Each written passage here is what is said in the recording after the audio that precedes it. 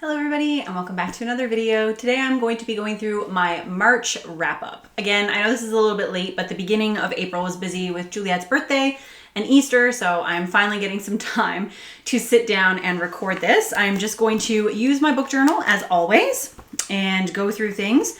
I can also give you a peek at my book journal theme. We can include that in the wrap up. So last month was a Game of Thrones theme.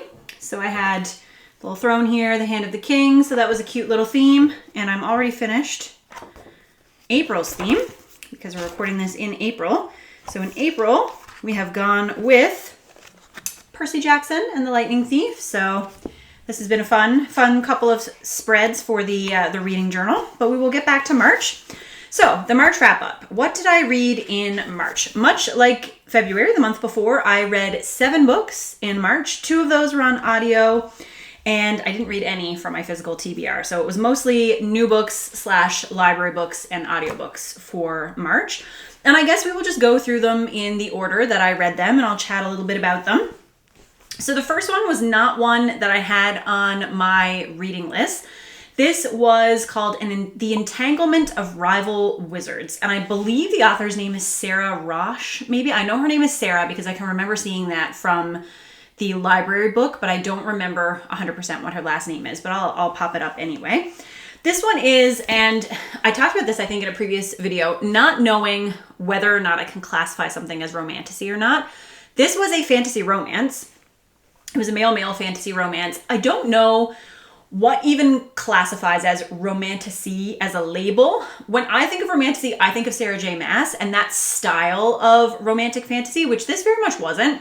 This book actually felt a lot like The Love Hypothesis, but make it fantasy. So it was about 2 rival wizards who are attending Wizard University, and they are both applying for a very prestigious grant. And so they both think that they're going to get this grant. One of them is, kind of the Nepo baby of the university. His parents are very involved in wizarding society. They have a very well-known name. He has lots of money.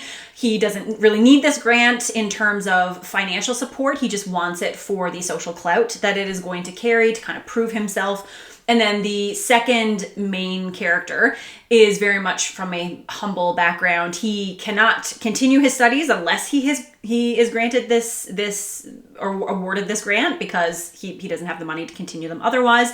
They're both very passionate about their research projects, but they are also from rival factions, and it's the magic system in this book is very much based off D&D. So if you love D&D, you love romance, then I would consider checking this out because it is a really cute and delightful book. It starts off, as I said, kind of rivals to lovers, and then as they are sharing a space, as they get to know each other better, as they start to understand each other's motivations for why they want this and why it's important, then they start to fall for each other. And there is rivals to lovers or enemies to lovers is one of my favorite romantic tropes, but it has to be done a very particular way. I'm very, very particular about romance, and I did really like this. It was not a perfect execution in my opinion. I like the balance of the kind of angsty, I hate you, I don't want to be near you, versus the payoff of them getting together. There is a line that I am very particular about, and this didn't quite hit all of the notes that I wanted to, but it was really enjoyable. The writing was light and easy to get through. The tension was great. The banter was good. It didn't feel cringy or overwritten to me, and so I would also very much like to pick up other books by this author. So I think I've already marked one on Goodreads. It's going to be coming out sometime later this year. So it was a new romance author find for me, which I was really happy about, and this was a fun book to pick up. I randomly saw it available at the library, and I thought that looks like fun, and I picked it up. I gave it 4 stars. I really enjoyed it. So if you like D&D, if you like Rivals to Lovers, if you enjoyed The Love Hypothesis and you like fantasy stories, pick it up. I definitely recommend it. The second book was one of my audiobooks. So this was also a library book. I think I talked about this in a previous video, but my daughter loves audiobooks, and she has burned through all of my Audible credits listening to books that she wants to listen to, which is fine. I'm happy she's reading. I'm happy she's doing it. But I had to turn to Libby because I had no Audible credits. I think we're just going to get an interruption from Pippin in every video from now on. Okay, we'll see how long we make it before he barks at somebody else. But as I was saying, I turned to Libby. I filtered by audiobooks that are available now, and I picked something that I had been wanting to read. And the book that I picked was Sing, Unburied, Sing by Jessamine Ward. And this was lovely. This is a work of literary fiction. It focuses on a young boy and his sister. So you get the point of view of the young boy, his mother, and his grandfather. And it's just about intergenerational trauma, about life and stories and how we treat each other. And it was beautiful. The writing was lyrical. It was a great one to listen to on audio because I think this author's style lends really well to the spoken word. It worked very well as a book that you listen to, but I think it would also be a beautiful book to read. There's obviously a lot that can be talked about for this book, but not anything that I feel like I could sum up in a reading wrap up. I will just say that the prose was gorgeous. The characters were viscerally real. And this is literary fiction, so to accomplish that well, your characters have to feel realistic, but I think that they were particularly vibrant in this case. And it was haunting, it was sad, it was really, really good. It lived up to all of the expectations I had for it, and it certainly made me want to pick up other books by this same author. So was very glad that this one was available on Libby. The next book is a book that I did have on Libby, I had signed up to get it. I put myself on the wait list, and I think I was number 700 on one copy or something, so it didn't even give me an estimated time. It was just some nebulous in the future. And I really wanted to read it, so I just bought it. So I bought this audiobook, and that is The Correspondent.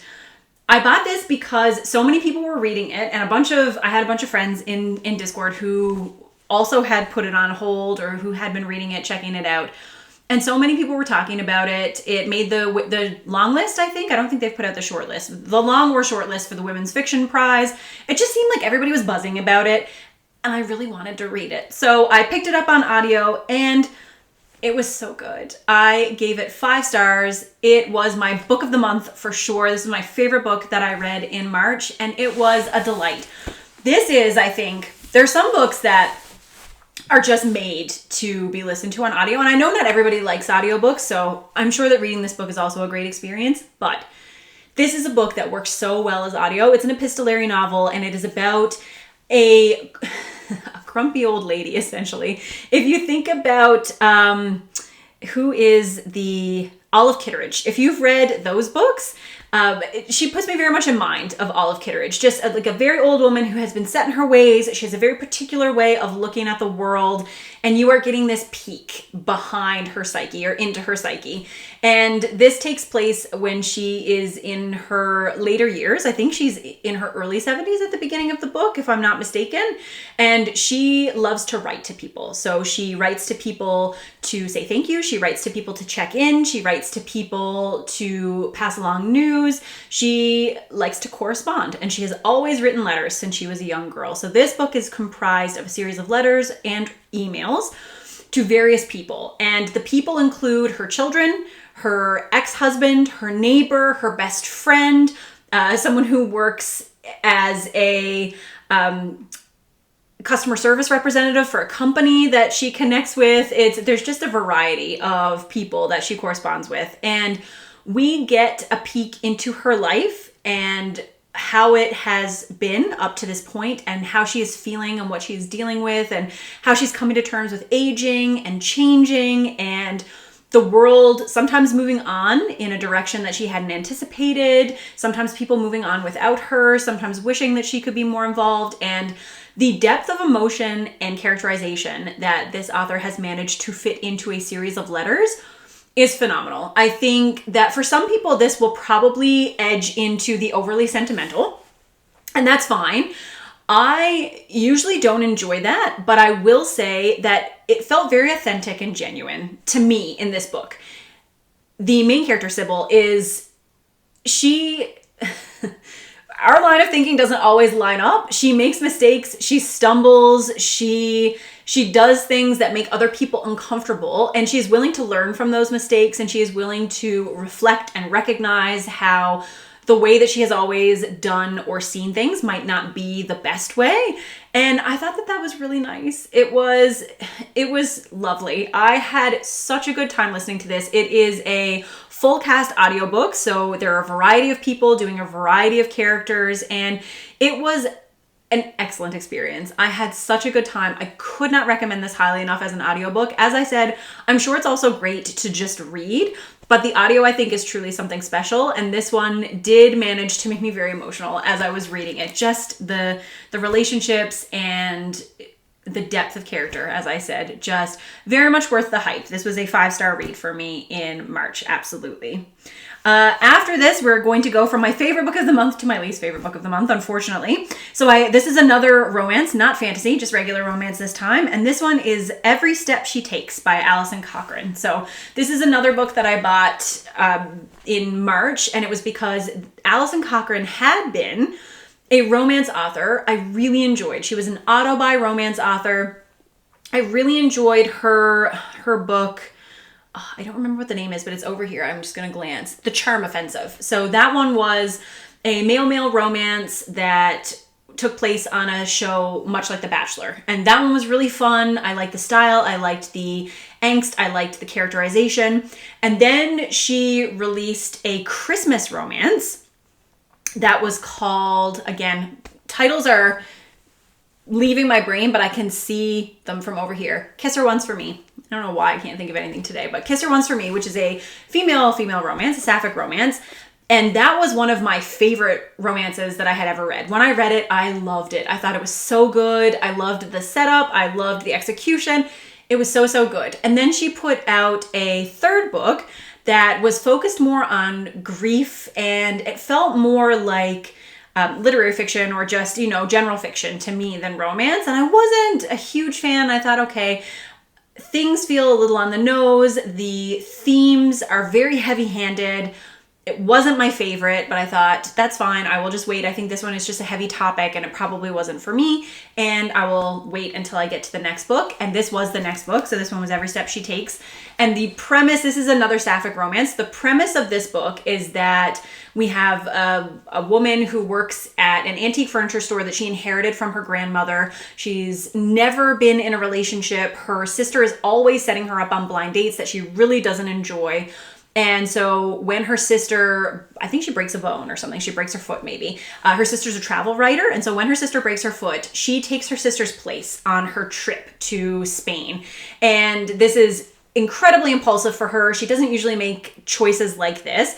And when she goes on this journey through Spain, she's doing a pilgrimage. So she's doing a walk. And as she goes on this journey, she discovers things about her sexuality. She falls in love with one of the other people who is on this journey. And it sounds like everything that I would love in a romance, and I really didn't. I think I gave it 3 stars. So it was fine. Again, it felt very heavy-handed. There were obviously themes that were very important to this author that they wanted to explore. I think that probably felt very personal to them. And to me, it just felt very heavy-handed. It was a journey that I was very much interested in, that I think is important, that I think is great to read about, but it felt like the book was about the theme and not about the romance. And when I read a romance, I just want it to be about the chemistry. I'm not in it for the thematic resonance. I think that makes something more general fiction, what people used to call women's fiction, which I really don't like, but just like general fiction as opposed to romance, which I think presupposes that what you are focusing on is the romantic attraction between the two people and not the journey of the characters. So I think it just wasn't for me. And I don't think that Alison Cochrane is going to be an auto-buy author for me anymore, which is kind of disappointing, but I think I will probably pick up her next book from the library and gauge whether or not I liked it. So that one was a bit disappointing for me, and I was kind of sad about that. The 5th book that I read in March was the Heaven Official's Blessing, Volume 1 of the comic that had come out. So I don't think this, sorry, I had to check on Pippin again. I don't think that this edition of the book was fully finished, this adaptation. So I know that the comic was started, that it was being published, but I don't know what happened there. So I don't know how many volumes of this are going to come out, but I really just wanted the first one because I really like the artwork. I think it's very beautiful and it'll look really nice up on the shelf. I don't know if I'll continue to buy them. I just wanted to have that one. Maybe if I know that the adaptation is going to be completely finished and I can buy the whole thing, I will get them all together. But for now, I have this one hardcover version on my shelf and I really like it. The next book was one from my March TBR, and that was the light novel, the very first light novel from Bungo Stray Dogs.